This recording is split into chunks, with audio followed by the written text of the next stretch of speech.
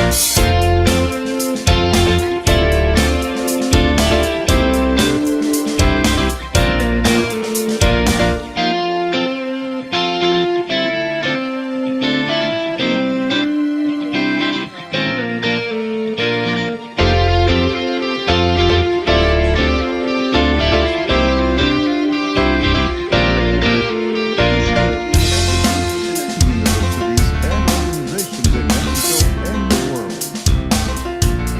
Given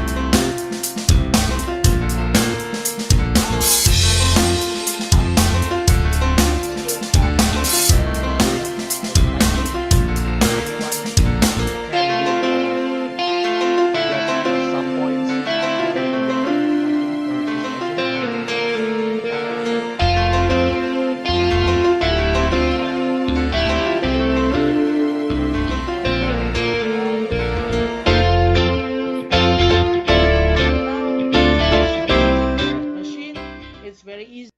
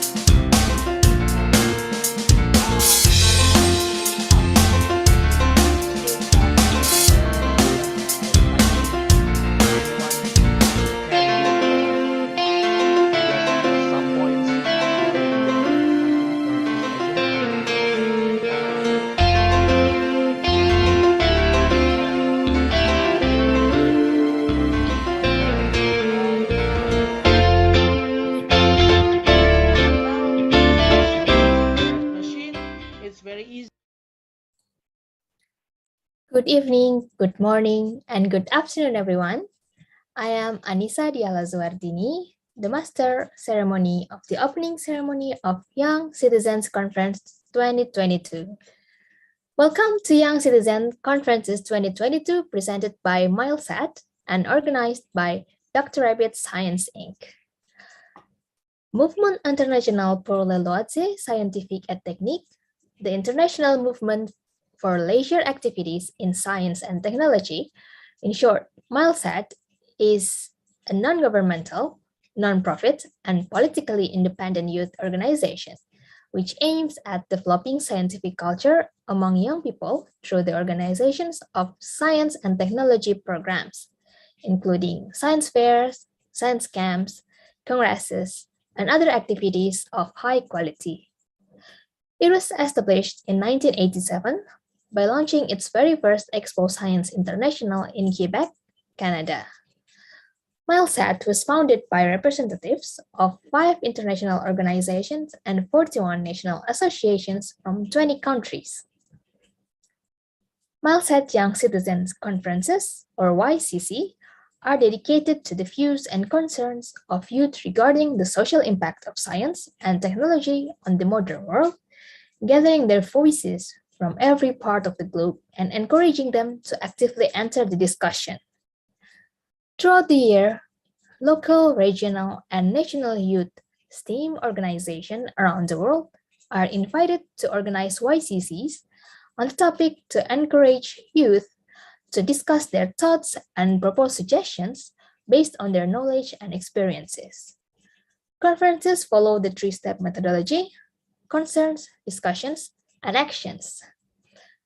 Dr. Rabbit Science Inc. is from Indonesia, which has been established since 2001 and experienced in organizing several science communication events, has offered an initiative to organize MILSET YCC for Asian region and other Asian nations virtually due to the pandemic situation under MILSET Asia and MILSET International supervision.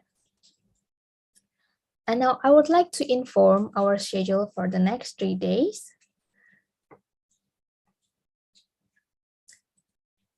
So for today, we will be having an opening ceremony starting from 7 p.m. now, and at 8 p.m. West Indonesia time, we will have a NASA live talk from Mr. Jorge Sotomayor, a researcher from NASA.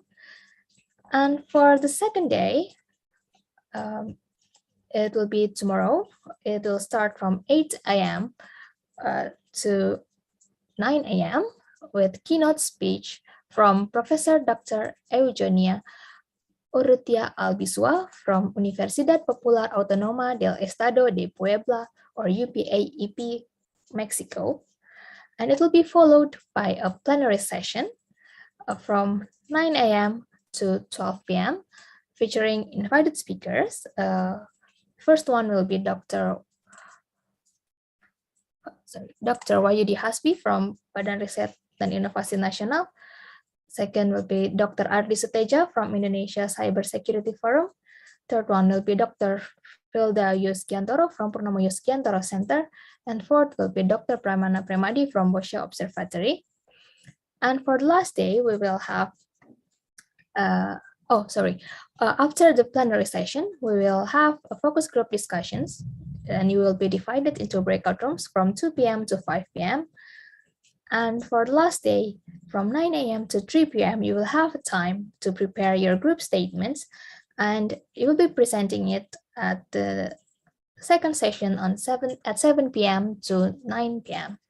for group statement presentations, awarding, and closing ceremony. Yeah, so before we start, I would like to remind all of the participants to ensure the audio settings are muted during the speech. And if you have any questions, please use the chat box feature. And now I would like to welcome our organizing committee president, Mrs. Diah Ratna Permatasari, to greet all of the participants from all around the world who are here with us today. All right, thank you very much, Anissa. Assalamualaikum warahmatullahi wabarakatuh. Good evening, good morning, and good afternoon, everyone. Dear all distinguished guests, Mr. Roberto Hidalgo, President of MILSET International and all staff, Mr. Adnan Almer, President of MILSET Asia and all staff, distinguished supporting partners, the National Aeronautics and Space Administration, NASA, USA, Universidad Popular Autónoma del Estado de Puebla, UPAEP, Mexico, National Research and Innovation Agency, BRIN, Indonesia, Bank BNI, Indonesia, Purnomo Yusgiantoro Center, Indonesia, Indonesia Cyber Security Forum, ICSF, Indonesian Young Scientist Association, IYSA, and BOSA's Observatory, Bandung. Honorable speakers, all participants, ladies and gentlemen, welcome to the Young Citizen Conference for ASEAN and other ASEAN countries 2022. I'm very honored to be here, welcoming all of you at this amazing event. I would like to say our gratitude to all of your support and participation in this event. We are thanks God that there are 164 registered participants from 14 countries for this event. From Algeria, Brunei Darussalam, Ghana, India, Indonesia, Iran, Malaysia, Mexico, Peru, Puerto Rico, Russia, Thailand, Turkey, and Zimbabwe. As already mentioned by our dearest Master of Ceremony, Anissa, all participants will have several inspiring talks from experts. Tonight, just after this ceremony, Mr. Jorge L. Sotomayor from NASA will deliver an amazing talk. Tomorrow, we could hear some other experts talk who will share their expertise.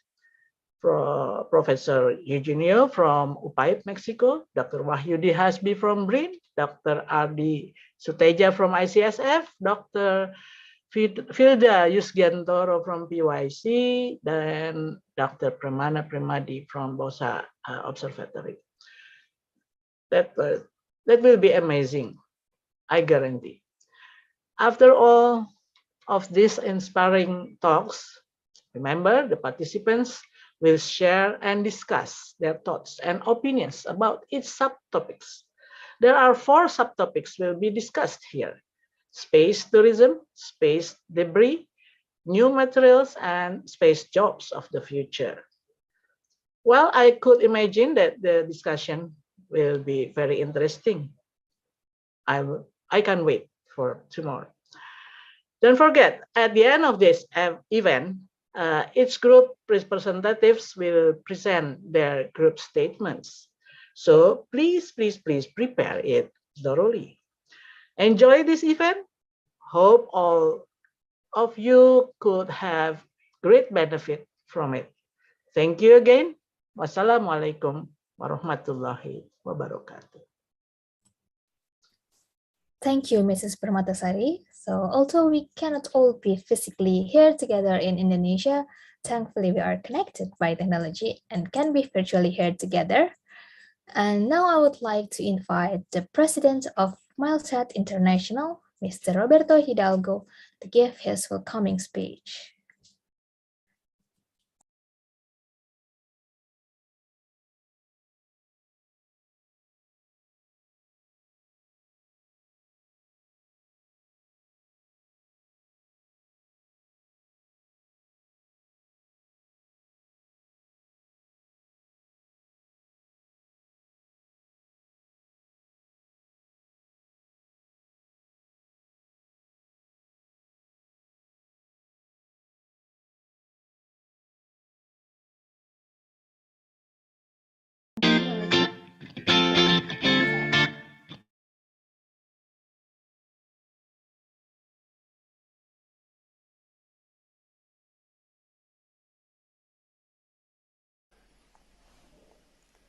Hello, everybody. My name is Roberto Hidalgo, and I am president of the International Movement for Leisure Activities in Science and Technology, MILSET, a worldwide NGO which is working with kids and youngsters with science and technology.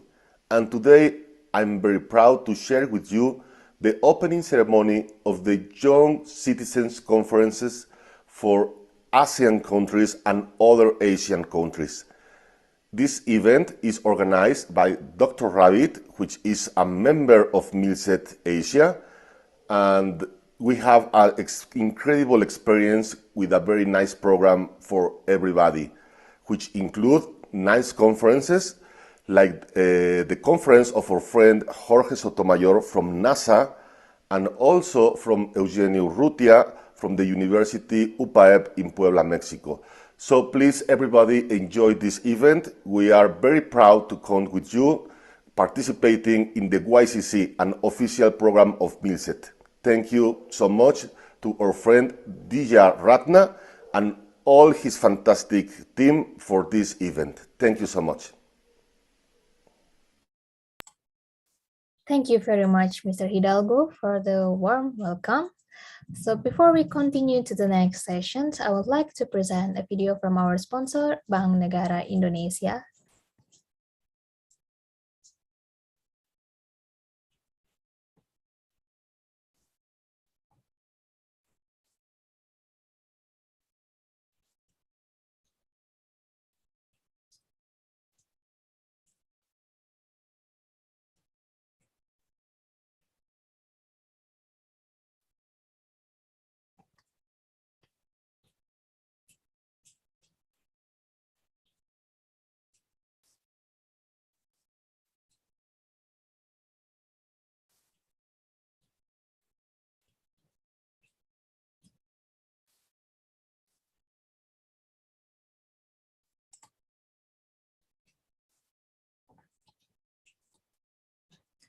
Okay, so I think we will have it later. And as I have mentioned before, today's most awaited session will be a live talk from NASA. We will be having Mr. Jorge Sotomayor, researcher at NASA, speaking, but later at 8 p.m. And before that, I would like to ask all of the participants here, do you know what was the most recent mission by NASA? You can drop your answer on the chat box or raise your hand if you would like to talk, and we will unmute your audio. Anyone knows? NASA's recent mission?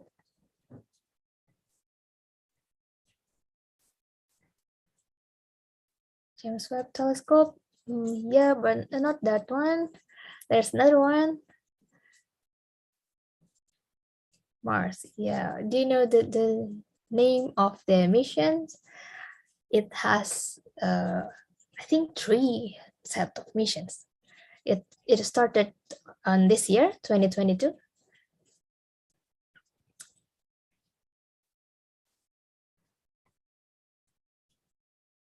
Artemis 1, yeah, Agus Faturahman.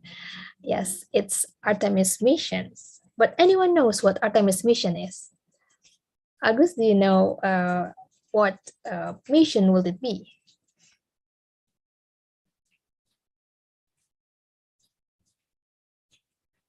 Let you message to go back to the mission after 4 decades. Yeah. Do anyone else have yeah, to go back to the moon after 4 decades? Yeah, anyone has another description or explanations about this mission? Anyone probably has already searched about it or actually researching on or interested in it? Anyone wants to share?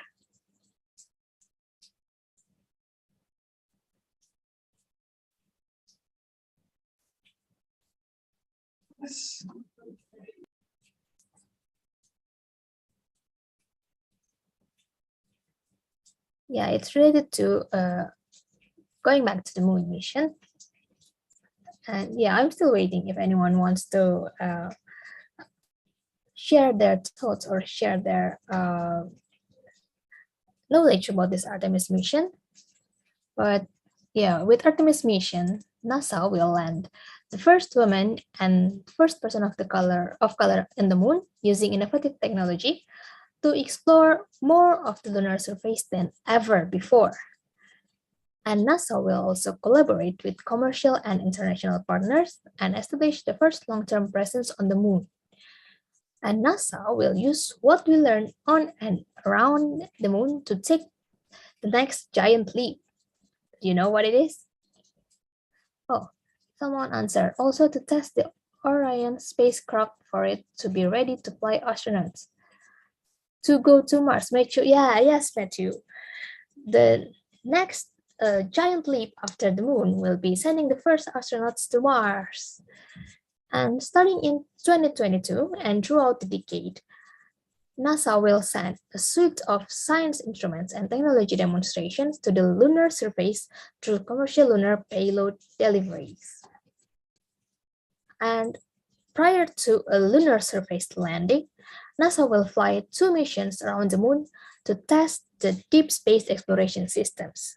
And NASA is currently working toward launching Artemis 1, an uncrewed flight to test the SLS and Orion spacecraft together, followed by the Artemis 2 mission, the first SLS and Orion flight test with crew. Do you want to know more about the Artemis mission? Or do you already know a lot about Artemis mission? Oh yeah, it's okay, Anissa. It's okay. You can still join without turning on your video. Yeah. As I have explained. Oh yeah, sure. I already know a lot, but more information would be nice. Okay, I will. Quasha also mentioned I only know the basic. Okay, yeah, I will. Sorry. For everyone, please use the send chat to everyone in the meeting. I saw some of the people are sending direct message to me, but yeah, you can send your chat to everyone here. Oh, Ting Pei Tong mentioned that she wants to know more. I never heard about it. Yeah, okay, I will let you guys know more about the Artemis missions. I will invite all of you to enjoy the following videos introducing the Artemis mission to warm up our session before we hear about it directly from Mr. Jorge Sotomayor.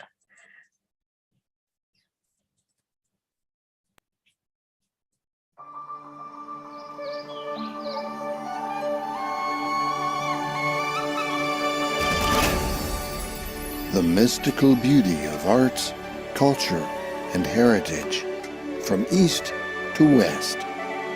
We are ready to welcome the world.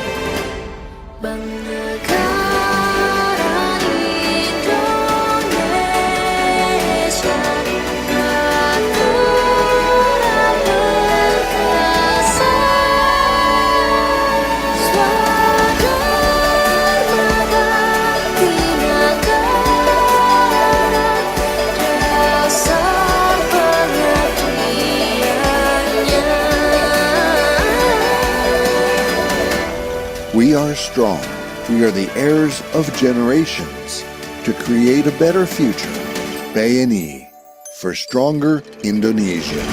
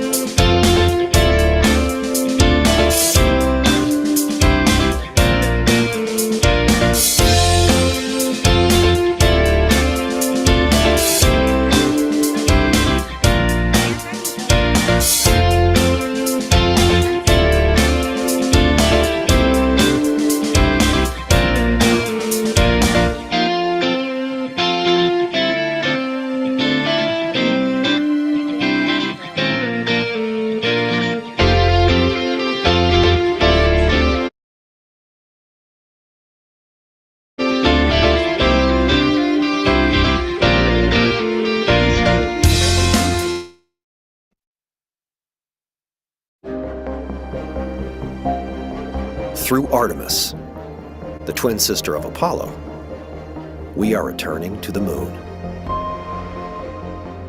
This is Orion, the only human-rated spacecraft in the world capable of deep space travel. And now, the Space Launch System, NASA's most powerful rocket since the Apollo era, stands ready. Having undergone and passed numerous tests, the time has come to complete the journey. With hardware originating from every state in the nation and from partners around the world, Artemis 1 will be the first flight test of each of these components now assembled together.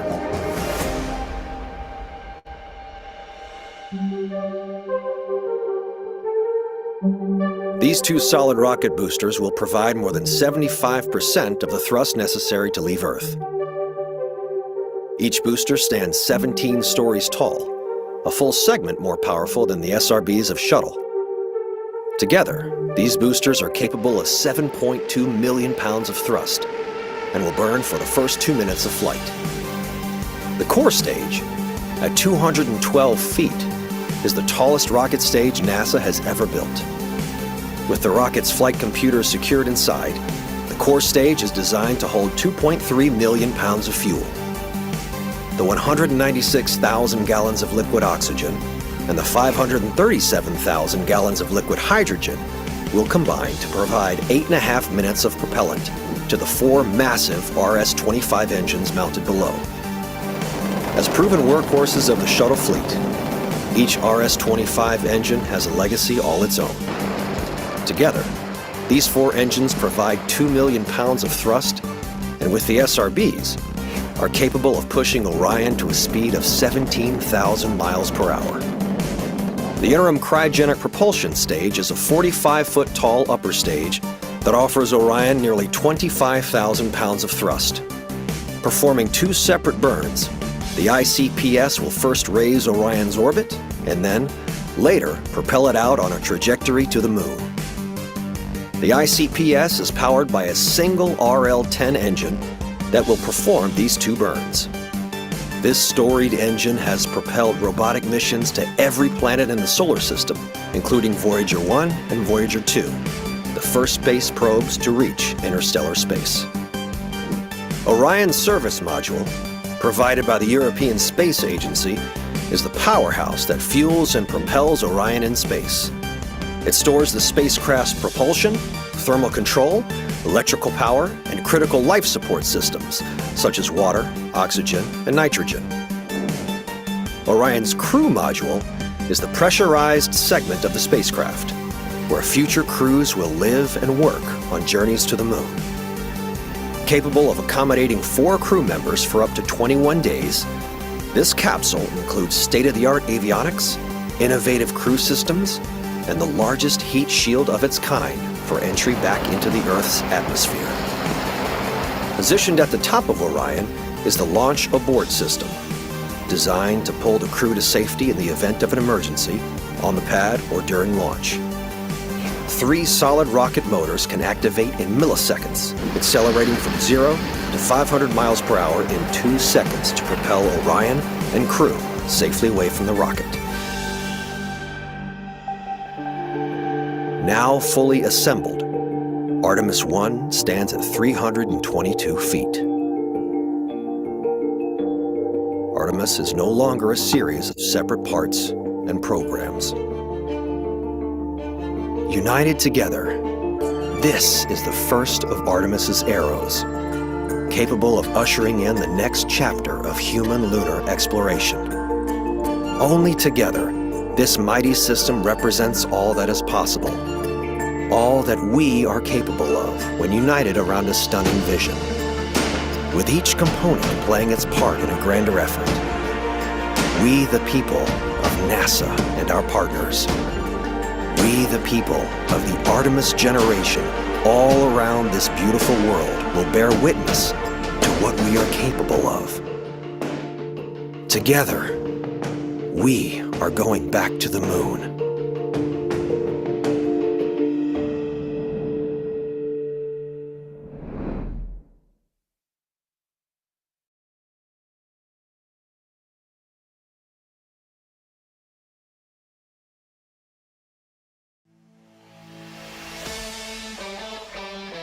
There's been a lot of excitement about spacesuits lately. But what about that iconic puffy marshmallow suit that we used to walk on the moon? This is what we call an extravehicular mobility unit, or EMU, and these suits truly are in a class of their own. Since Apollo, we've retooled and reimagined what can be accomplished on a spacewalk. And the current spacesuit that NASA uses is based on a design that first flew in 1981. Through rigorous maintenance, safety testing, and upgrades, this suit has allowed us to perform some incredibly monumental achievements and spacewalk our way into the record books. We may have all come on different ships, but we're in the same boat now. A spacesuit is not something you simply wear. It's more like an astronaut's very own personal vehicle. A spacesuit is basically a self-contained environment. It is a mini spacecraft that is tightly wound around a human body, containing everything they need to survive. Because we are going back to the moon and onto Mars. Exploration spacesuits have to solve the challenges from the past and anticipate those in the future. Some of the biggest environmental challenges that we're seeing is finding a balance between mobility and lunar dust. In other words, exploration is dirty work. Looks like you guys have been playing in a coal bin. I don't know how we're going to get it off. Let's do the best we can. Yeah. Like, how are we going to clean these guys off before they're allowed to go back inside? There's many ways, and do we know if they work? We have to find out. And when your life depends on a good seal and perfectly performing fabrics, dust is kind of a big deal. Lunar regolith, it looks like it's just a fine-grained material when you see the pictures of the Apollo boots in it and stuff. But you're going to see anywhere from broken rock shapes to fractured glass shapes. That's what it looks like under the microscope, of such a small particle size range that it gets in everything. The Apollo missions only needed their suits to last for a few moonwalks. But these missions to the moon and Mars could be weeks, months, and even years long, demanding the most innovative solutions from NASA and our industry partners. Whether we put a protective layer, whether we are able to charge the suit to repel dust, there are multiple things that we're looking at, so we still have a lot of challenges and work. The original EMUs were designed for the astronauts of that era. Since then, our astronaut classes have become far more diverse, and the next generation of spacesuits can follow, well, suit. As NASA works together with industry partners on exploration spacesuits, follow along and be part of our journey to the moon and beyond.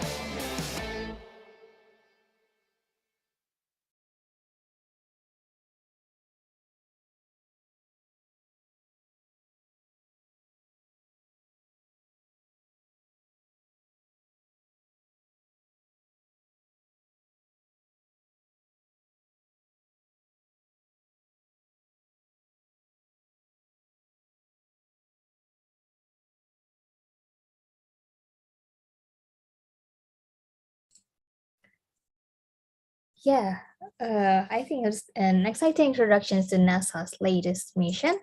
I hope all of you enjoy it as much as I do. And anyone wants to share other information about Artemis missions? Please keep the chat flowing on the chat box, and so we can still discuss with each other about our interest in these Artemis missions, or probably many other missions from NASA. And yeah, after this, we will have a NASA live talk from Mr. Jorge Sotomayor, researcher at NASA. And I know most of you have been very excited for this session and can't wait to talk directly with Mr. Jorge. But yeah, he will come and be here with us at 8 p.m. But I would like to introduce him and his works first. So Jorge Sotomayor is a researcher portfolio manager leading the STEM sphere within the Research Integration Office in the International Space Station, or ISS program. All of you probably have heard about this ISS program. And yeah, a background story of him. He fell asleep as a kid watching the stars and wondering about space explorations. Anyone have ever experienced this as well? And so he pursued his love of space and science And it led to a role at NASA where he helped scientists from around the world launch science experiments to the space station. And so Mr. Sotomayor previously served as a lead increment scientist in the ISS program at the NASA Johnson Space Center in Houston, Texas for 12 years. In this role, he set the day-to-day priorities for the scientific investigations to be performed by the astronauts aboard the International Space Station. The international nature of this program had him develop research plans and coordinating science priorities with his counterparts in Japan, Europe, and Canada. Mr. Sotomayor started his career at the Johnson Space Center in 1998 as the ISS Spares Program Manager.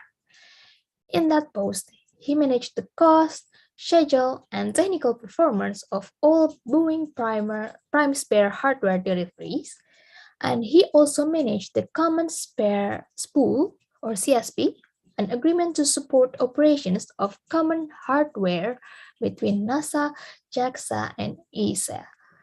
As contracting officer technical representative for the ISS replacement battery contract, he managed the performance and delivery of 40 spare nickel hydrogen batteries for the ISS. So he started his career at the NASA Glenn Research Center in Cleveland, Ohio, back in 1988 after receiving his Master of Science in Theoretical Physics from the University of Puerto Rico. He was responsible for the overall management and coordination of contracts aimed at the development of aircraft propulsion system for the Advanced Subsonic Technology Program to reduce aircraft noise and emissions. He also managed the fiber optic repair and maintainability program, flight test program aimed at developing new aircraft control technologies. And yes, so anyone wants to work in NASA? Raise your hand or drop in the chat box. Anyone wants to work in NASA? I want. Oh yeah, some people clap their hand. Yeah, we are still waiting for Mr. Jorge to come and join us. And if you want to share anything, or if you want to tell us, I want to work in NASA, or do you already have an emerging questions, or anything you want to bring in the discussions, just drop it on the chat box. And so we will be having Mr. Jorge after watching one another video about NASA's recent mission.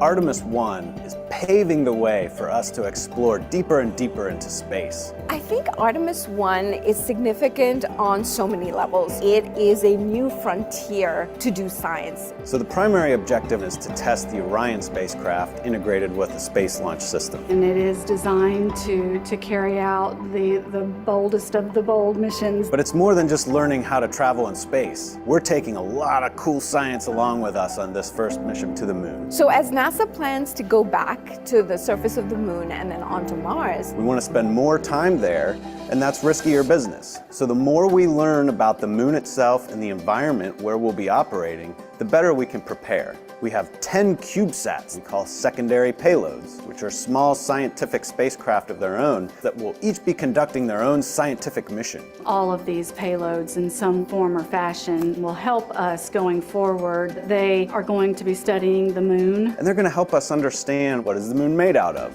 what types of rocks, what types of regolith. What types of ice? What's mixed in with water that might be present? One of them actually is going to attempt to land on the moon. They're going to be studying the sun. Understanding and studying the space environment or the space weather. Some different propulsion systems. These novel ideas will ultimately turn into the technology and the systems that we want to use going forward. There's a lot of cool things going on between all these CubeSats that make up our secondary payloads. Additionally, inside the Orion, we'll be flying an experiment to study space biology. Space biology is where we study the underlying changes that Earth-based biological systems undergo when they're in space. Or basically, how does life respond to the space environment? The level of ionizing radiation that you experience when you go beyond the Van Allen belt, so you go beyond the protective magnetic sphere that we have around us, you then get exposed to higher levels of ionizing radiation. So we are flying several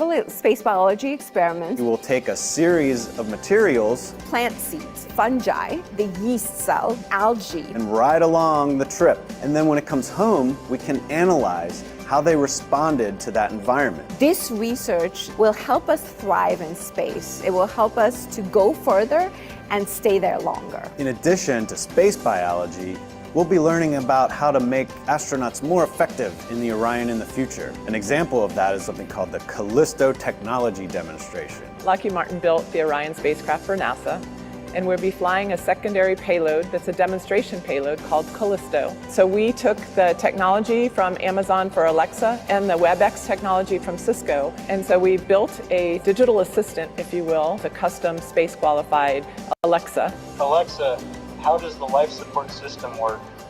Orion's life support system is the environmental control and life support system oracles. And so this payload is the demonstration mission to show how astronauts in the future could use this technology as an innovative user interface. So there you have it. I hope you agree with me. This is exciting. I am just over the moon excited for the Artemis 1 launch. The science we'll conduct on Artemis 1 lays the groundwork to ensure that we can safely conduct scientific activities at the moon with our astronauts going forward. This really is the stepping stone for us as we take that next giant leap in space exploration.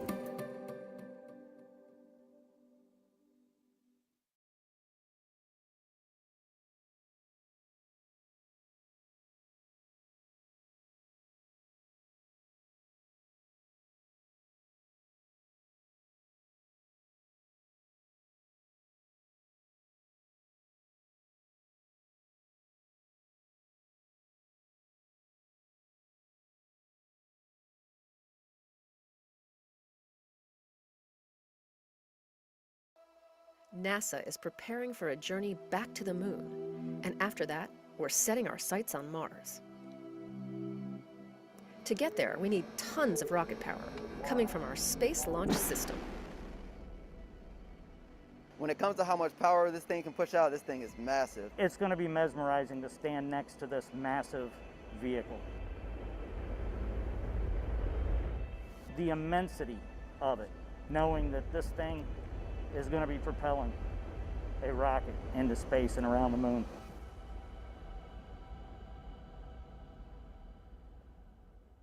Hang on, it's probably best to start back at the beginning. It all started in Promontory, Utah, where Northrop Grumman manufactured each of the segments that make up the rocket's boosters.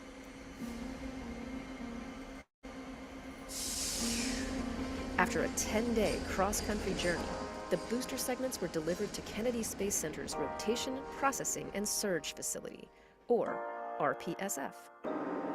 If this all sounds familiar, that's because it's the same facility that was used to process shuttle booster segments, which all came from Utah. Then they're ready to go to the iconic Vehicle Assembly Building, or VAB, where the rest of the motor segments are assembled and stacked on top of the mobile launcher. So the one thing about this vehicle, of course, it's produced all across the country. Components all come here. They may be built around the country, but they all come together right here in the Vehicle Assembly Building. Our SLS rocket will generate 8.8 million pounds of thrust to break through Earth's gravitational pull. That's more power than the space shuttle and the Saturn V rocket used.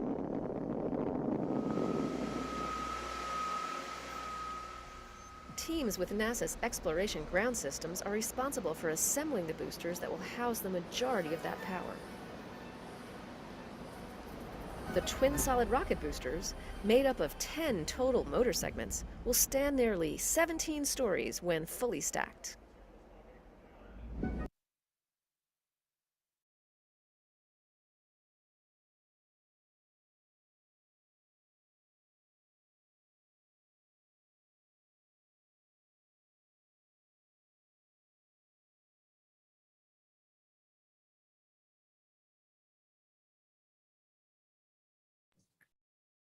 Yeah, thank you for the video.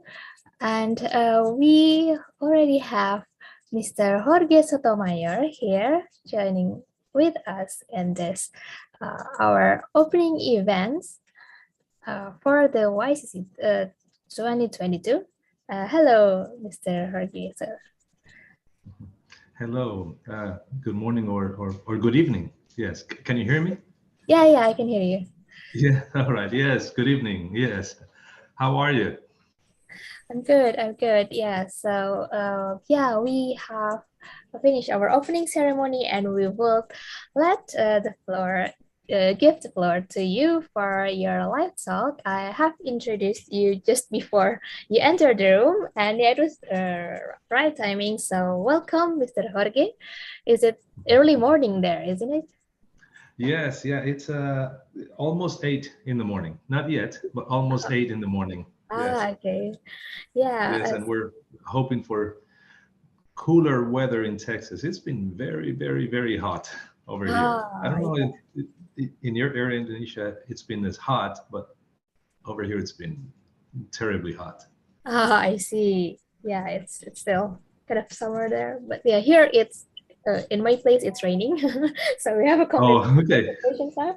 But yeah, so I will just like to give the floor to you, and yes, you can take the space.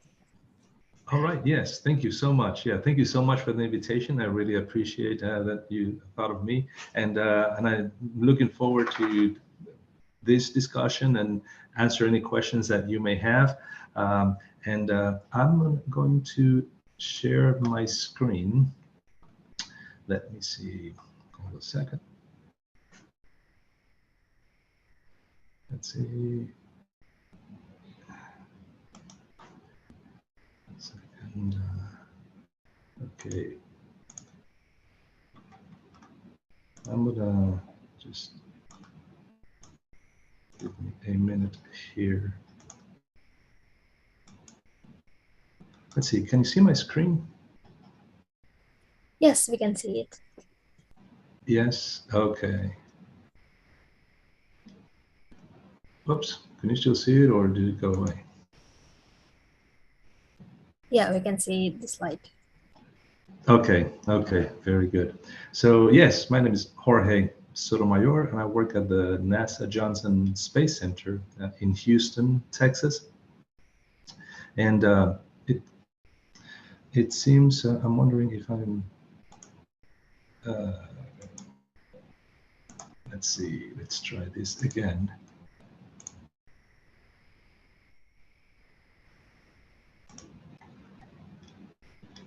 Okay, now, are you seeing that my screen keeps disappearing? Yeah, now we're seeing your PowerPoint on the top left of your wallpaper. Mm-hmm. Okay. Okay, so let's see if this. All right, now I know what was happening. You know, all these technical difficulties. Okay, can you see the space station now? Yeah, we can see it now. All right, thank you. Great. Yeah. Okay, so I work at the NASA Johnson Space Center, and the title is a research portfolio manager. What that means is that I help scientists from around the world to get their experiments to the station. So let's see. And there's a little bit of feedback there. Okay. The NASA Johnson Space Center is located in Houston, Texas. But before coming to Houston, I was living in Puerto Rico, which is an island in the Caribbean, also very warm and tropical.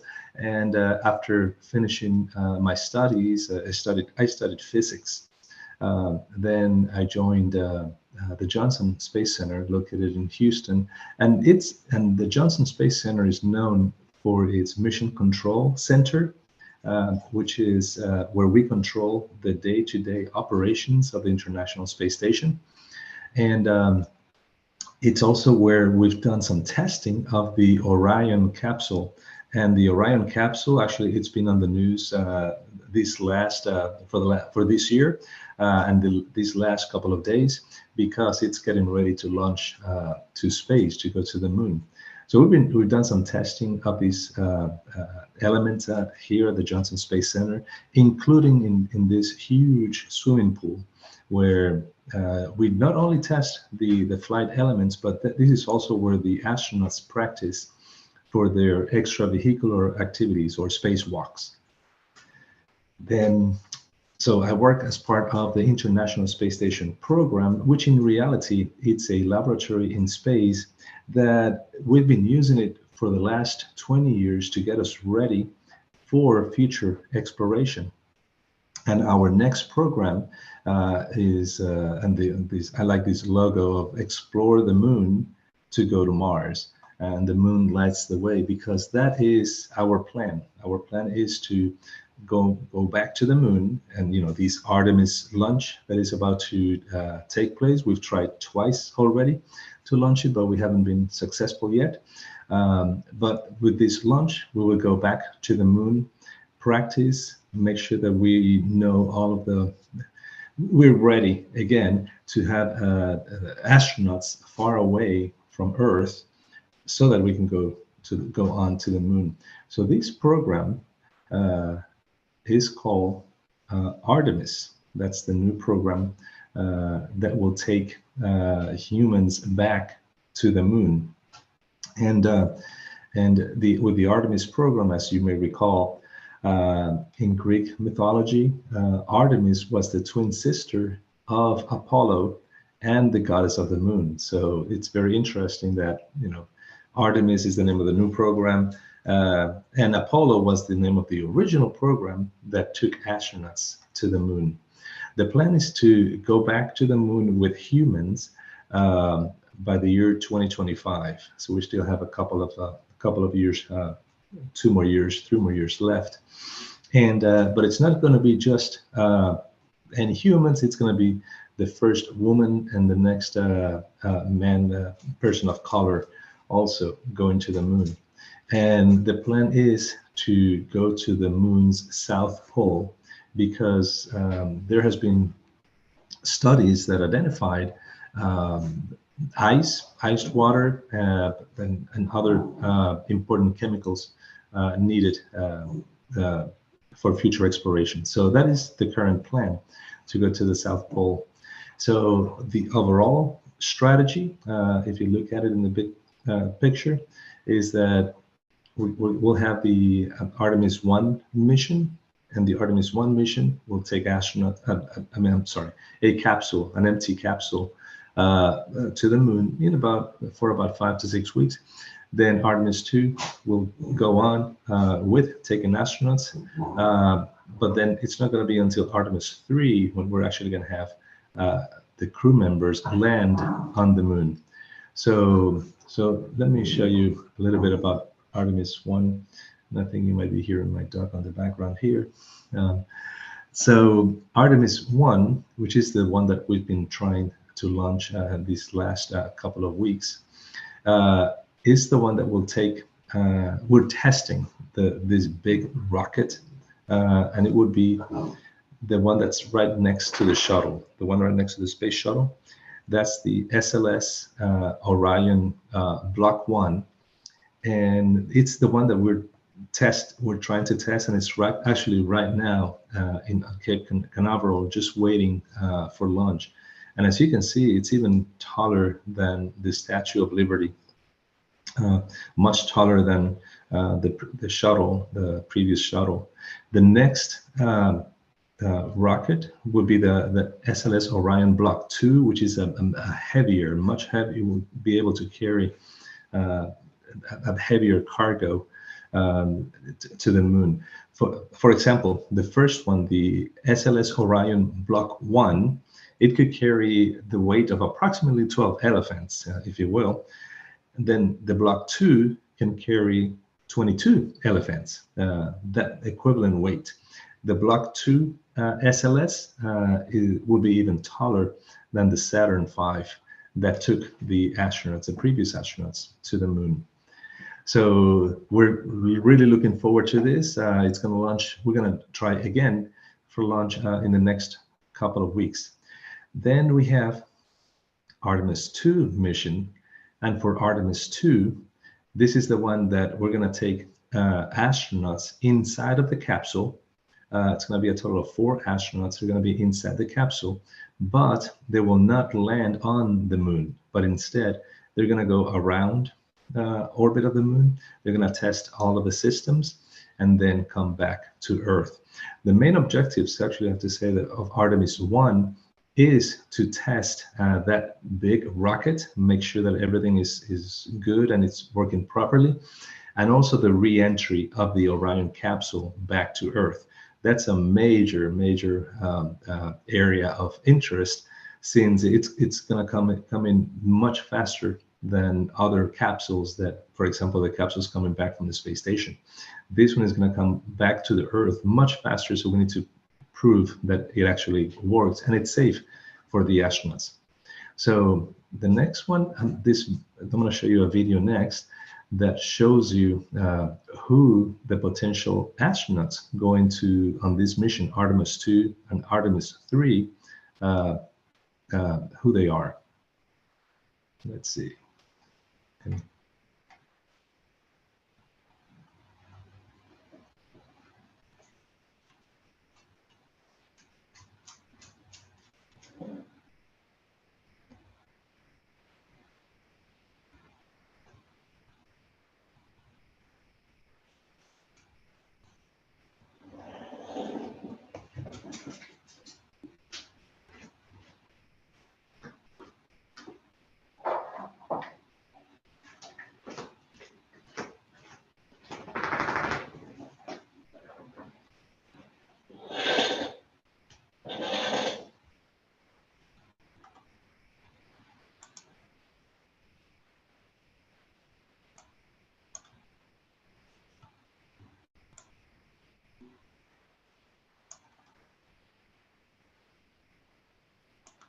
Sorry, Mr. Jorge. Is it no sound there? Or you haven't shared the sound yet? Oh, can you hear the sound? No, I think you haven't shared the sound yet. Oh, okay. So let me do that again. Hold a second. I'm sorry about that. Okay. What I'll do is I will take this one. Okay, let's see. Can you hear me? Yeah, we can hear you. Yeah. You can hear me. Okay. All right. So let's go. Yeah. Okay. Can you hear that sound now? Let me. Yeah, we can hear the sound. Okay, so it's up to here.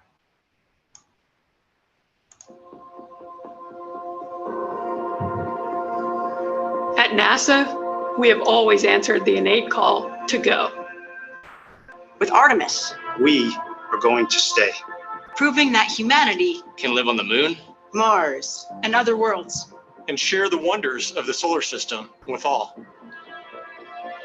Our story is one of people, all those who make this journey possible. From advocates across communities to companies across industries to countries around the world, We achieve this collective endeavor. Our efforts create impact for all. Technologies that revolutionize industries. And jobs that bring prosperity to people. The discoveries from space benefit the way we live on Earth today. And those from the moon will create a better future for generations to come. But to do that, we must go.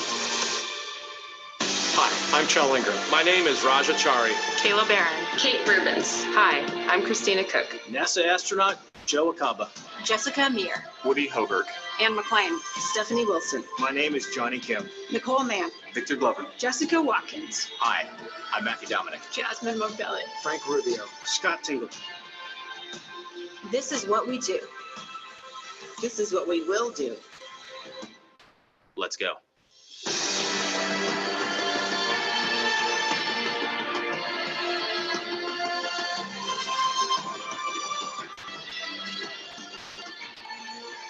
We go to the moon to learn how to live on other planets. For the benefit of all.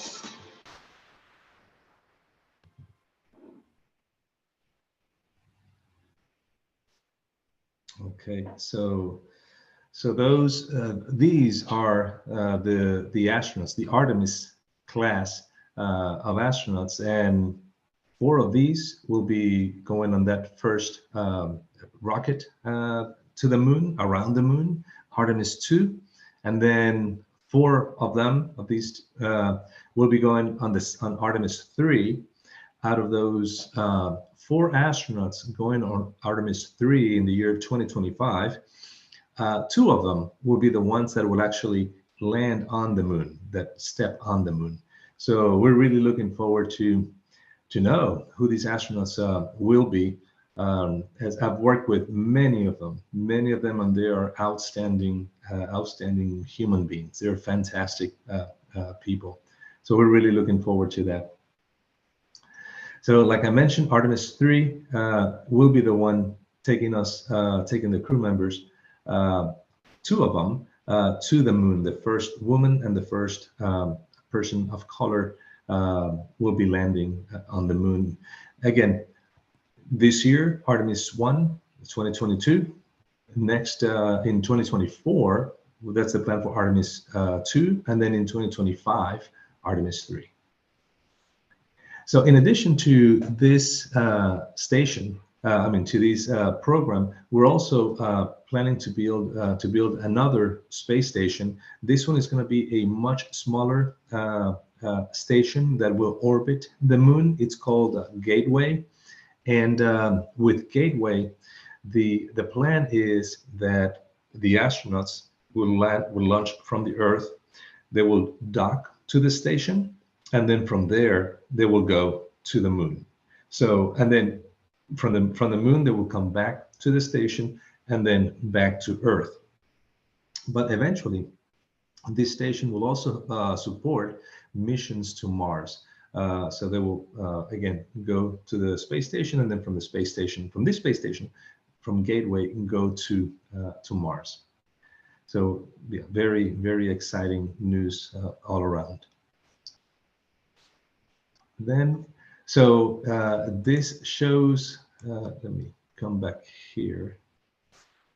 This one shows what we're planning to do in terms of the exploration of future space exploration, where now we're using the International Space Station as a laboratory that will prepare us for the moon exploration.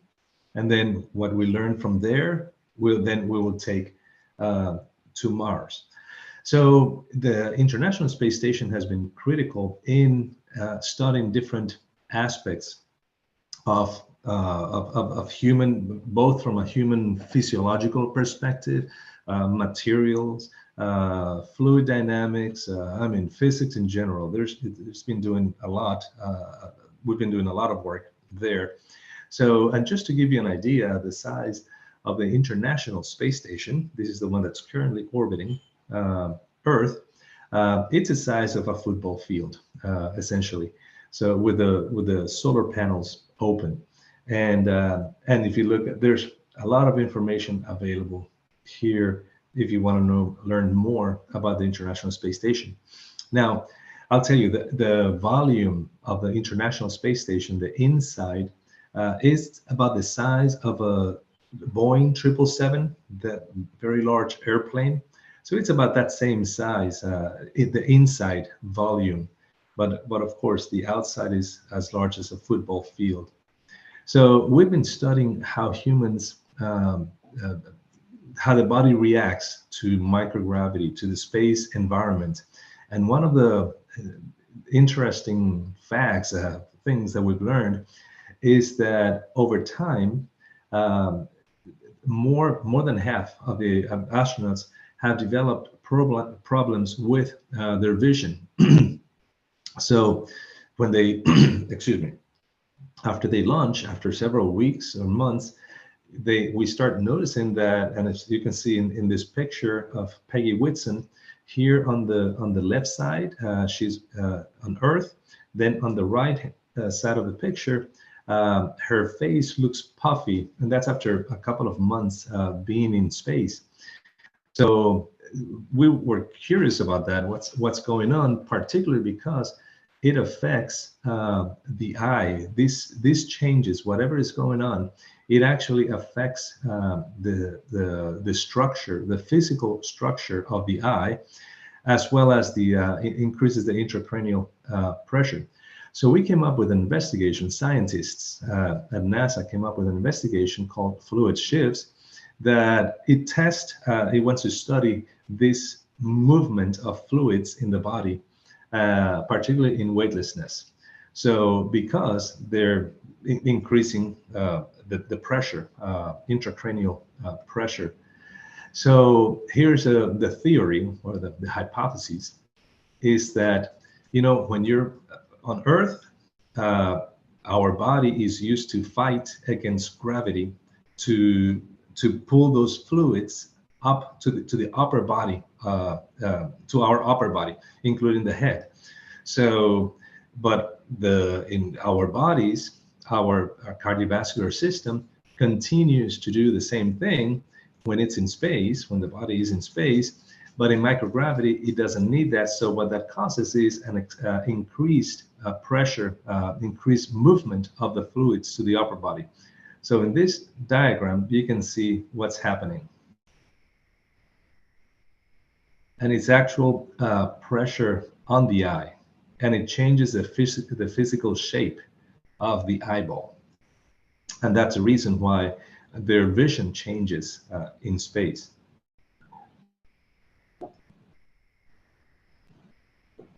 So these fluid shifts, it consists of a number of measurements, different measurements, to test how the fluids are changing. And this diagram shows how on Earth, our heart and the cardiovascular system keeps the fluids moving. But then in microgravity, cardiovascular system keeps doing the same thing, but then since there's no gravity, it moves the fluids excessively to the head. So this experiment, fluid shifts, it tests if this suit, it's called the CHIBIS, lower body negative pressure suit, can actually, it kind of like sucks down the fluids, from the body. And they're testing if it actually works. The Russians use this regularly before their Soyuz returns, their capsules return. So so the expectation is that the results of this investigation will help define what to do towards to fix this problem. And interestingly enough, there was an article that just came out this week on this investigation. And actually, it turns out, and this is science, it turns out that the astronauts are taking about 10 minutes in the suit, 10 to 15 minutes in this suit.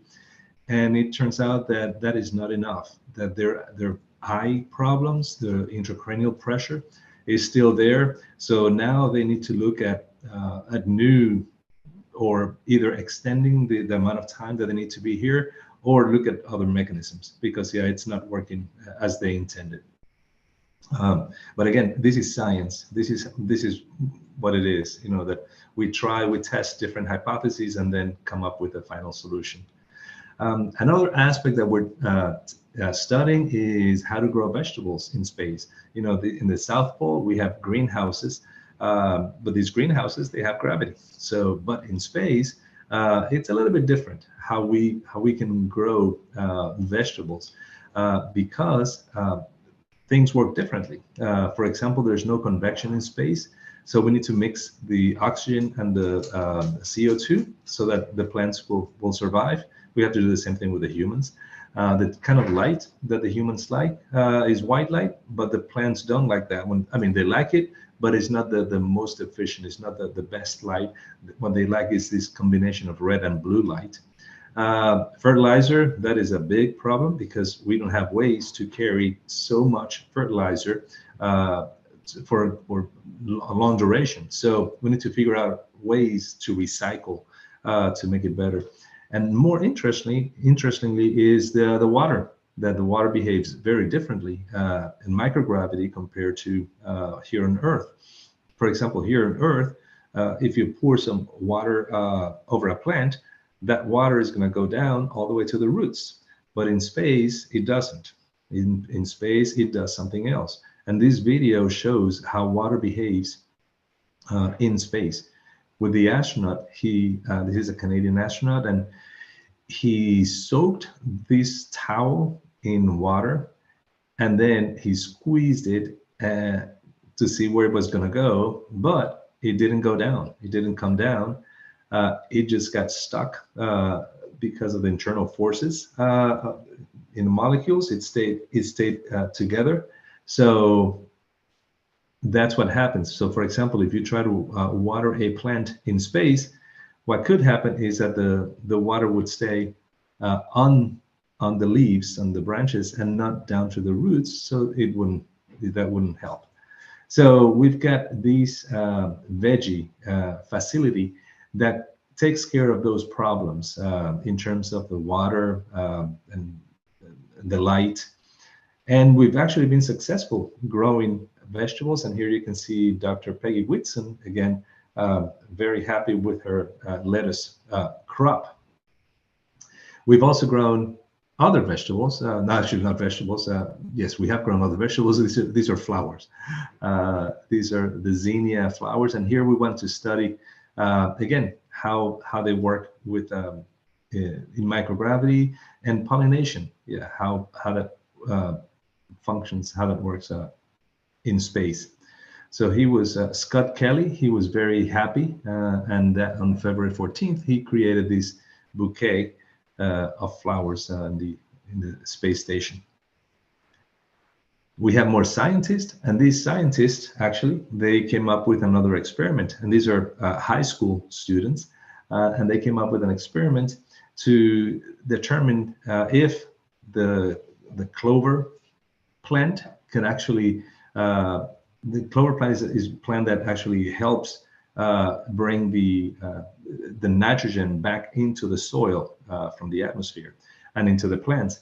So they wanted to test that hypothesis. And what's very interesting about this group of students is that they were inspired by the movie The Martian. I don't know if you've seen that movie. It's kind of an older movie, but they were inspired by that and agriculture classes that they took years ago. And this lady, Abby, she was the team lead. It was very funny that she had a story that when she was young, she would go out and stare at the stars and actually fall asleep outside the house. And now it's a dream come true that they can actually launch these things to space, launch an experiment to space. And with Nicholas, the comment that he made was that this idea, they had it over a weekend. They were just talking on a weekend and came up with the idea, and it actually became an experiment in the space station. So that shows you that, yeah, no matter how small or how big your ideas are, you can actually take them forward and take them along, and develop them as much as you can.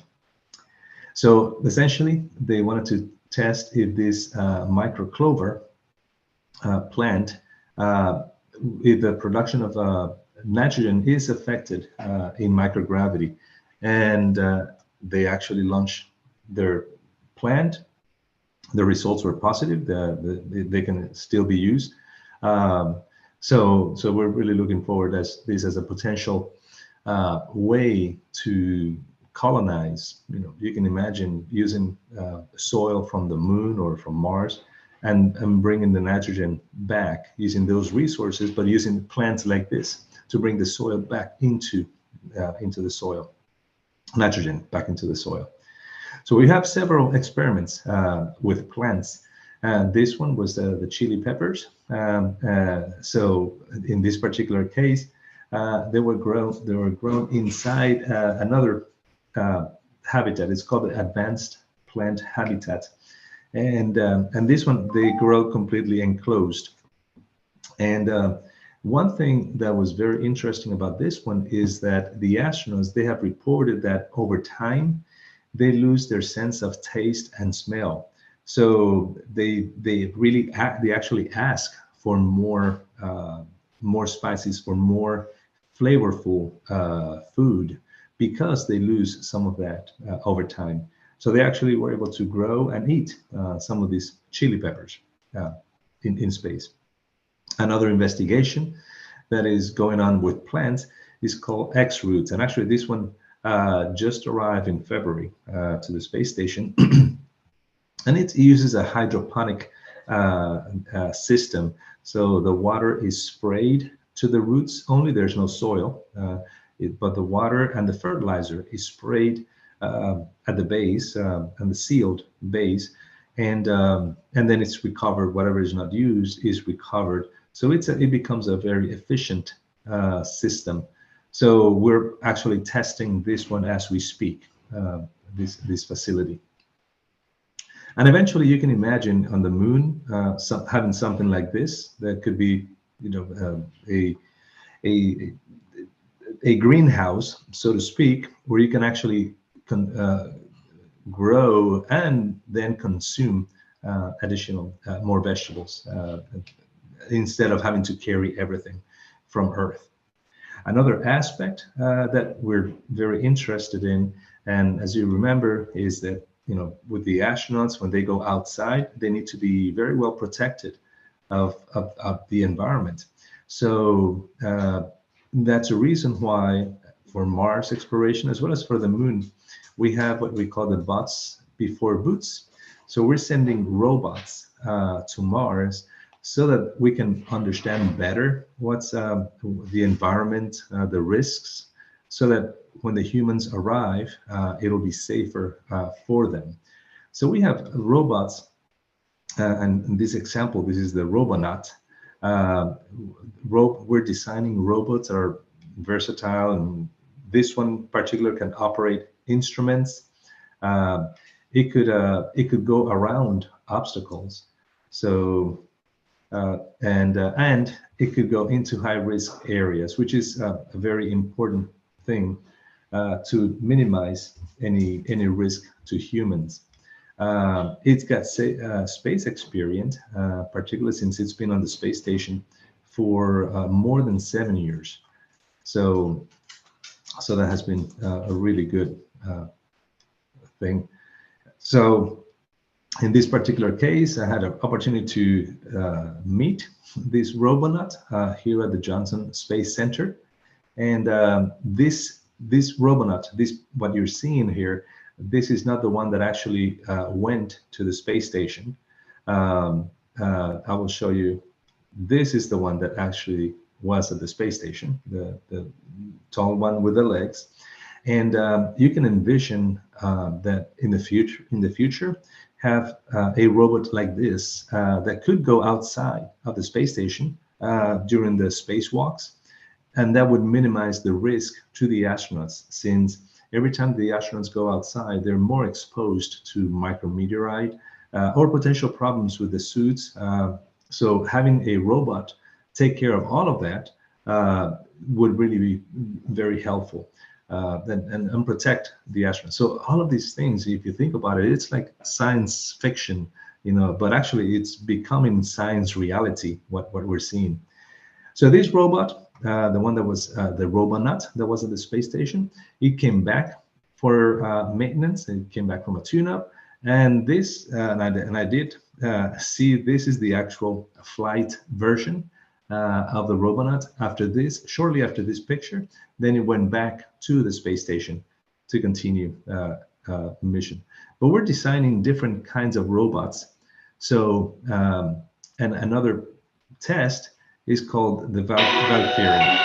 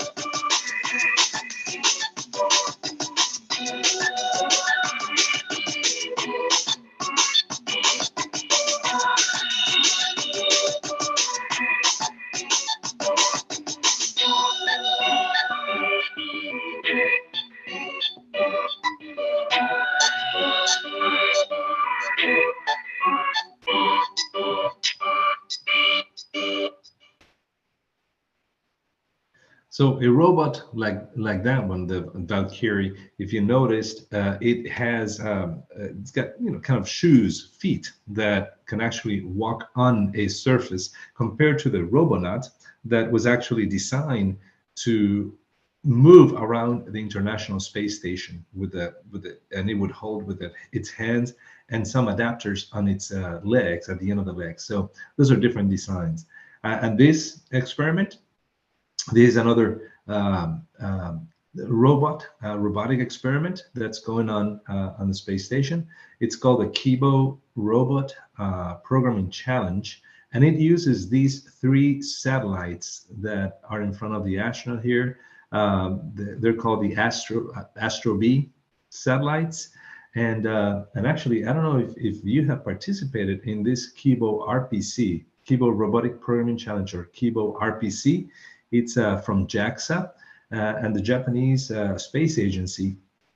They designed this challenge where students will solve a problem, will design code, computer code, to program those robots in space. So if you don't know about it, go into this website, jaxa.krpc.jp, and you can sign up for that competition. The one for this year, that all the teams have been selected and the preliminary rounds already took place. We're just getting ready for the final competition in the space station in October. But the next one, the next call for participation, will come out very soon. I think probably in the January or February timeframe, and the competition will probably take place in August of next year. But go into that website and sign up to receive information if you're interested in computer programming, and you can assemble your team or be part of another student team. It's really cool. Another experiment that we're learning, again, using, and all the theme here is that we're using the space station as a laboratory to prepare us for future space exploration. This one is one of my favorite investigations. It's called the 3D Biofabrication Facility. or the BFF. And this one, oh, sorry about that. My dog is here. He's a squirrel. Sorry. Come on. And it's a 3D printer. And it's actually, the intent is to, actually, it already has produced human tissue, 3D printed human tissue. What's happening is that on Earth, the gravity collapses those tissues. Yeah, as they are being prepared, the gravity collapses the tissues, the force of gravity. But then in microgravity, if you look at the two circles here, in microgravity, they can be grown without having that, like a scaffolding to hold them. So this is just a stepping stone. What we're doing first is print human tissue, and then eventually grow human organs.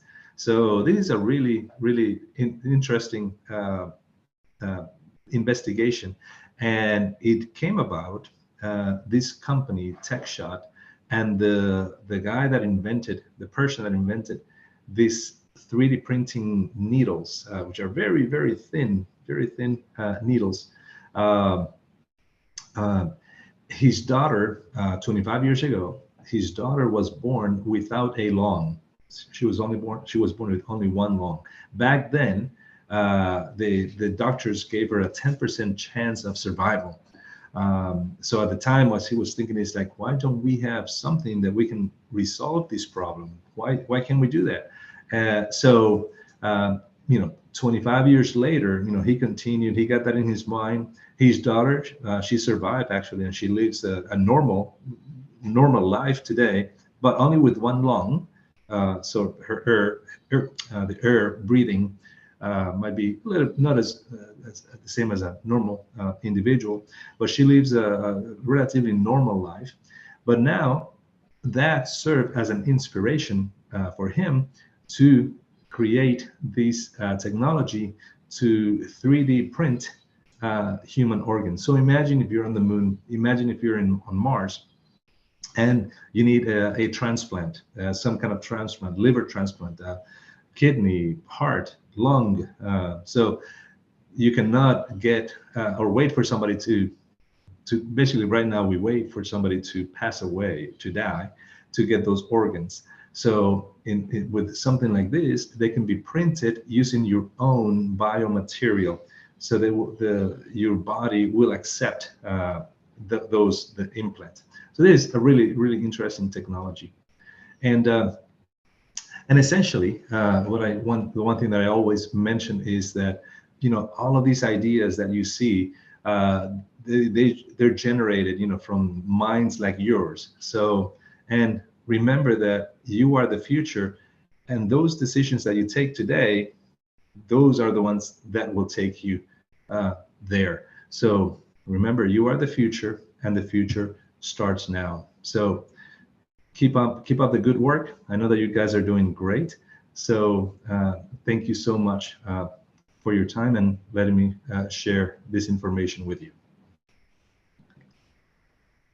Thank you very much, Mr. Jorge. Wow, it was such an inspiring, insightful talks from you. And we have a lot of questions actually on the chat box, as you can see.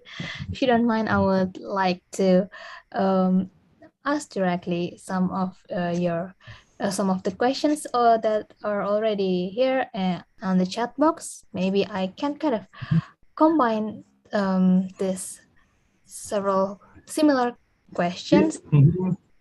Yes. And yeah, there are 3 questions related to life support. So what kind of support does it take for humans? This is from Anissa Maharani. What kind of support does it take for humans to live on the moon or on other planets other than the Earth? And it actually relates to Nadia Yu questions about how long could a person live on the moon with the current support and technology available? Mm-hmm. Yes, yeah, that's a very good question. And right now, it's interesting because right now we're going to the moon as of today for a very short time, for days, just days. So it's going to be, come on. So my dog is still. So they're going to be, the crew members are going to live there just for a few days, and then come back to to that space station, to the gateway space station that is orbiting the moon. As of today, and we're still working on this, but as of today, the plan is that astronauts will live on that space station around the moon for about a month and then come back.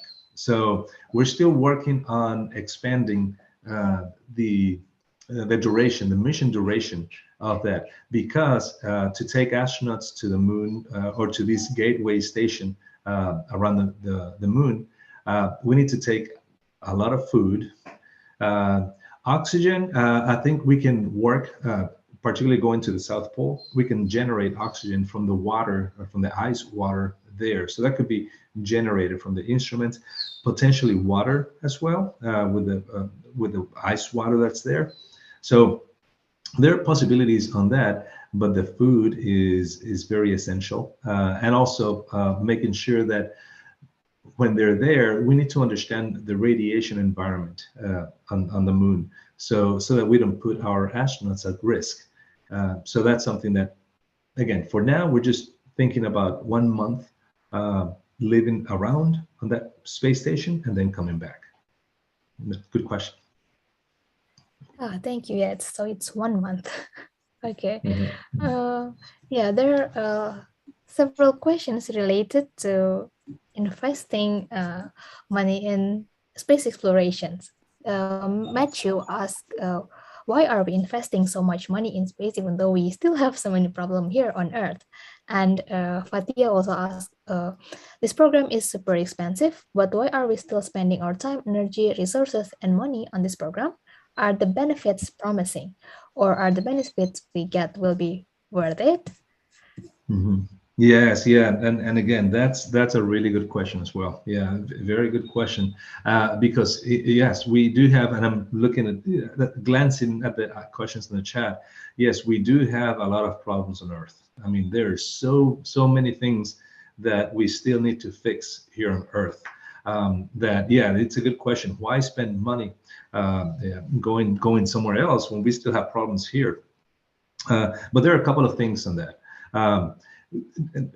The first thing, and I'm going to leave the main one to last, but some of these, all of these, not all of them, but many of these research that we're doing in space, that we're going to be doing on the moon, on Mars, a lot of that research also helps life on Earth. For example, learning about printing organs, printing human organs in space. We can see, actually, this is already being considered, having, kind of like a factory, if you will, in microgravity around the Earth, that we can actually build organs for humans, for humans here on Earth. So we have that. It'll be great if we can have that capability, so we can have organs and bring them here to Earth, because, like I said, for a transplant, you're waiting for somebody else to die to have those organs. So it'll be really good if we did. The technology that's been used on developed for the plants, that technology is also being used here on Earth to improve greenhouses around the world. So we have that information. But the main reason that we need to do space exploration is because this is our planet, and this is the only one that we have, and we may not always protect our planet as the best that we do, the best that we can, both from a human perspective, from what we're doing. We're not protecting our planet the way that we should. There's a lot of contamination. There's a risk of war, the risk of nuclear war. So we can damage our planet, and then the human race could cease to exist. That's from the human perspective. Then there's also the meteorite and asteroids. We can have an asteroid come and hit the Earth, and then it could wipe out the human race. So we need to be prepared. Doesn't mean that it will happen this year, next year, 10 years, 100 years from now. It could happen in 500 years from now, but we need to start getting ready, learning what we need to do to get there. From a money perspective, here in the United States, it seems like a very large amount of money, but in terms of the overall budget of the government, NASA has a very, very, very small percentage. It's not even, I think it's like 0.1% of the federal government budget that goes to NASA. So I think NASA is doing great things with the very little money that is assigned to the agency. But it's a good question. But again, we need to keep the human race going, not just 10, 20, 50 years from now, but for the next 1,000, 5,000 years. So we need to be ready. Yeah, thank you. I would like to ask Agus Faturaman question: why NASA usually use moon as the subject of your observation? And this actually relates to Ting Peitong, whether if there's a possibility that in the future we will plan to move to a planet with a similar environments to our Mother Earth instead of the moon, since there's a lot to do to make the moon our next home. Mm-hmm. Yes, no, that's a very good point. And actually, at NASA, there was a time here at NASA is a government agency. So our objectives, sometimes they are modified according to the government, to the president of the United States, who the president is. So for a time, years ago, the objective was to go directly to the moon, to Mars, and not go to the moon. That was the objective. But very recently, relatively recently, then we changed back to going back to the moon. And the reason for that, for going back to the moon, and I think it's a good idea to do that, is so that we can learn about maintaining safe human exploration on the moon. For example, the trip to the moon, it takes a couple of days to go there, or to come back from the moon. It's only a couple of days. So in case of an emergency, we can come back very quickly. Going to Mars, for example, directly, that it's the full trip. It's about 3 years. Getting there and coming back, the total time, after spending, you have to spend about a year in there anyway because of the orbit. So it takes about 3 years to go and come back. Whereas the moon, we're talking about days in case of emergency. So what we're doing is minimizing the risk, learning about the risk first with the space station. Learn with the space station, we can have the astronauts come back in a matter of hours. Then to the moon, if in case of emergency, we can have the astronauts come back in a matter of days. And eventually, once we know and we know the risks, then we move on to Mars.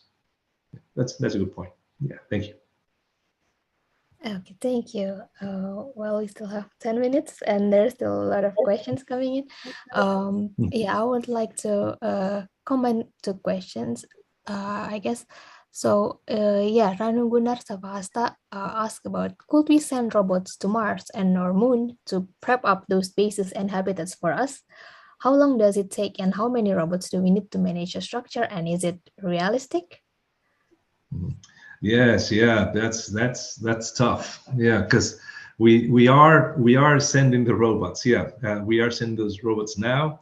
Actually, I don't know if you've seen on the news, we have this helicopter flying on Mars. It's a tiny helicopter, and actually it's getting ready to. I mean, it's done more than 30 flights, but it was getting ready to make its highest, to go the highest that it's ever gone, and the farthest away. So yes, so we are using the butts before the boots, the robots before the boots approach.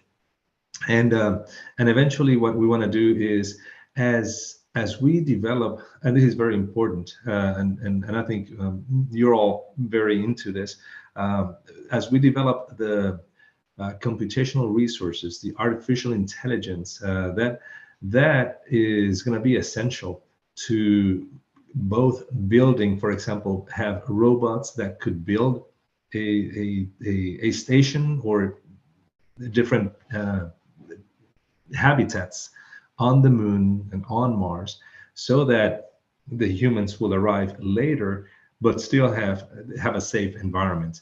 So I really think that, and actually, you know, when I say that you are the future and the future starts now, it's with, you know, questions like this, and start thinking about all of that, because you are the future. You will be the ones that will be designing and building these habitats, these robots that will go to the moon, to Mars, and to actually to other moons of the solar system that we're planning to visit as well. So yes, keep thinking and keep developing ideas. Yeah, there's one question that was actually sent privately through direct message to me. It's from Quasia, but it's an interesting question. I would like to ask about this as well. Is there any time difference from Earth to the planet mentioned? If there's a difference, will it cost anything?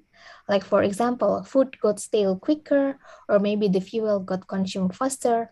Also, what would happen if the robot broke or something? Will it just get left out? And yeah, what is the known material that exists on Moon and Mars, and do they serve a purpose? Like basically how different it will be compared to our life here in Earth. Yes, that's a very good question.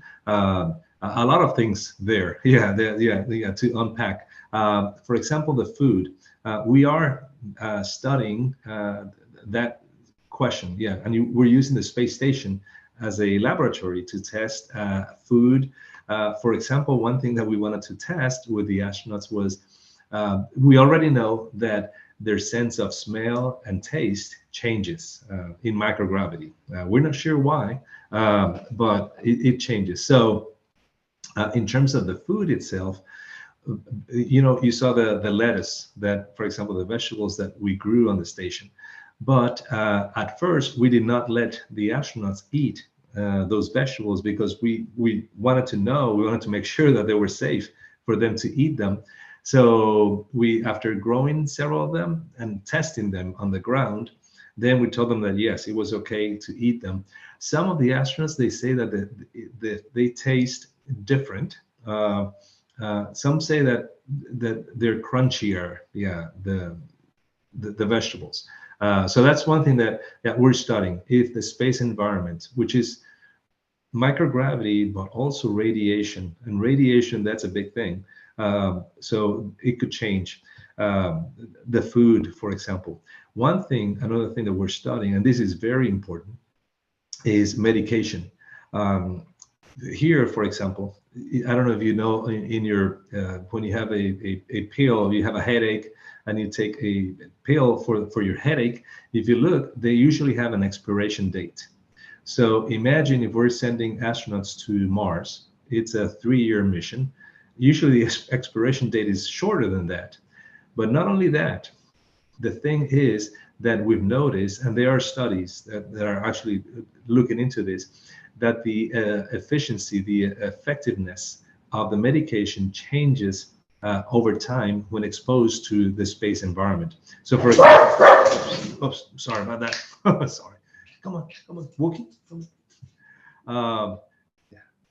So for example, if you took one pill for a headache here on Earth, in microgravity, even though the medicine have not expired, one pill would not be enough.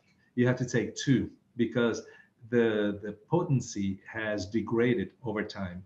So that's one thing that we're studying. What could happen? Yeah, if somebody gets sick, how can we fix that? In terms of the robots breaking down, again, the International Space Station has served a lot as a laboratory for that, because when we were building the space station, we bought a lot of spare parts. We did a very exhaustive analysis of what could fail. We look at the failure analysis and what is the mean time between failures, how frequently we anticipate them to fail. So, and we bought spare parts based on that. Now, when we started, we didn't have the 3D printing capability. So that's going to be important. It's very, very important, because now for the moon and Mars, we will have the capability to 3D print the missing parts. And what we want to do is use the soil, for example, the material that is already available on the moon, material available on Mars, to use that as for 3D printing the parts that break down. So yeah, again, we need to develop those technologies, and you all will be at the forefront of doing that. Yeah, thank you. So yeah, a lot of questions have been answered by Mr. Jorge. We like to thank you for today's talk, and I think I would like you to give sort of a closing statement, but by this question, really good question from Almira. What is the importance of space technology and discoveries to human lives, and how has it influenced the way we see the world? I think it will be a good closing questions for this session. Yes, yeah, definitely. Space exploration. I'll tell you, yeah, you know how I mentioned that one of the students, she would go out to the yard and fall asleep outside. Actually, for me, when I was very young, I would fall asleep watching the stars from my window, and in my mind, I would just go and fly, to the next planet and see the people there. I was probably about 4 years old. So back then, it only took me 5 minutes to get to the planet. So now I know that for Mars, it takes 3 years. But space exploration, and the reason I mentioned this is because all of these space development, space technology, this is an inspiration.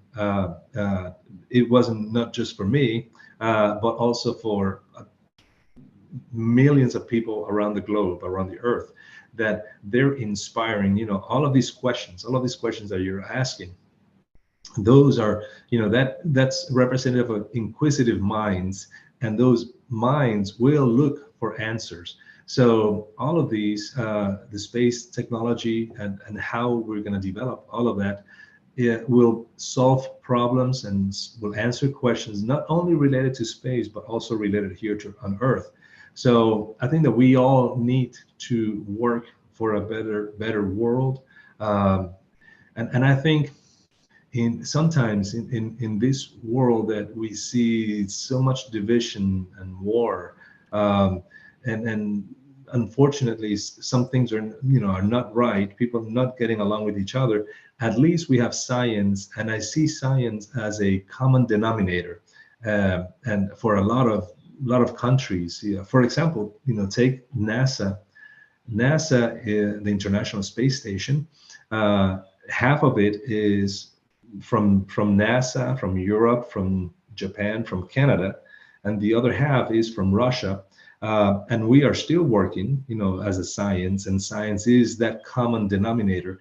We are still working together, all of those countries, including Russia. We're all working together to keep the astronauts safe and continue developing these technologies. So I hope that, especially with these generation and the generations of the future, they will see more of that you are the future, and those generations will use science as that uniting force that it should be. Yeah, but thank you. Yeah, thank you so much for your invitation, for having me here. I really appreciate it. Great questions. Keep asking questions. But we do need space development, space exploration. Yeah, thank you very much, Mr. Jorge. Oh, it was such an insightful and inspiring information from you. And yeah, I bet all of these people here cannot wait to probably can visit NASA one day. And so yeah, Yes. thank you very much. Thank you very much for sharing your experience with us. It'll be a very great knowledge for the future generations, obviously. And so, yeah, I would like to thank Mr. Jorge and all of the committee to have conducted such an insightful session to open this year's event. And before we wrap up today's session, I would like to remind all of the participants, as the committee have emailed before, the rules of the conference to ensure tomorrow's sessions will run smoothly. Our first participant should be ready 5 minutes before the scheduled time. Participants' camera must be on, but the mic should be off. And in a Q&A session, you have to use raise hand mode before asking a questions and speak after you have the permission from the moderator. And please behave and be respectful to everybody. And participant's name should be the same as the name you use in your registration. So show your name at the Zoom meeting using the format subtopic_ your name. And so, yeah, we have run out of time. It's 2 minutes past the 9. And so thank you all for joining today's session, and see you tomorrow in the next session. So stay healthy, stay safe, and have a nice day. Thank you all. Thank you. Have a good day. Thank you. Bye-bye. Great work. Bye. Thank you very much, everybody. Bye. Thank you. Thank you. Bye-bye. Thank you very much, Mr. Jorge. Thank you. Thank you so much for the invitation. I really appreciate it. You guys are doing great job. I really appreciate also for your talk today. Tonight it's very inspiring. Thank you. Thank you very much. Thank you. Bye, everybody. Okay. Goodbye. Bye-bye. Bye-bye. Bye.